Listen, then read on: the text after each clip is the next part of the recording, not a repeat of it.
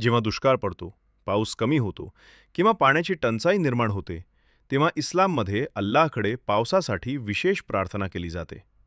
याला सलातुल इस्तिस्का असे म्हणतात. पैगंबर मुहम्मद सल्लल्लाहु अलैहि वसल्लम यांनी अनेक वेळा पावसासाठी दुआ केली आणि संकटाच्या काळात अल्लाहकडे नम्रतेने मदत मागण्याचे शिक्षण दिले. इस्लाम आपल्याला हेही शिकवतो की प्रत्येक संकटामागे आत्मपरीक्षणाची संधी दडलेली असते. पाऊस कमी होण्यामागे केवळ नैसर्गिक कारणेच नसतात, तर मानवी वर्तनाचाही त्यावर परिणाम होऊ शकतो.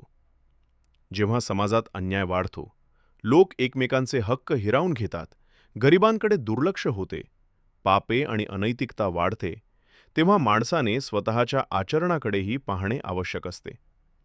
म्हणूनच इस्तिस्का हा केवळ पावसासाठीचा कार्यक्रम नाही, तर स्वतःमध्ये सुधारणा घडवून आणण्याचा एक संदेश आहे.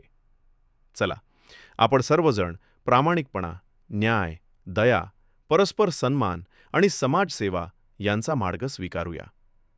गरजूंना मदत करूया, लोकांचे हक्क जपूया आणि आपल्या चुका मान्य करून परमेश्वराची क्षमा मागूया. कुराणमध्ये सांगितले आहे, तुमच्या पालनकर्त्याकडे क्षमा मागा. तो अत्यंत क्षमाशील आहे आणि तो तुमच्यावर भरपूर पाऊस बरसवेल. इस्तिस्काच्या वेळी नम्रता, साधेपणा आणि पश्चात्ताप यांना विशेष महत्त्व दिले जाते.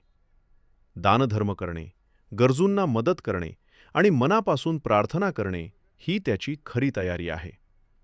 या प्रसंगी वृद्ध, लहान मुले, दुर्बल आणि गरजू लोकांनाही सोबत आणले जाते, कारण अल्लाहची विशेष कृपा त्यांच्या माध्यमातूनही प्राप्त होऊ शकते.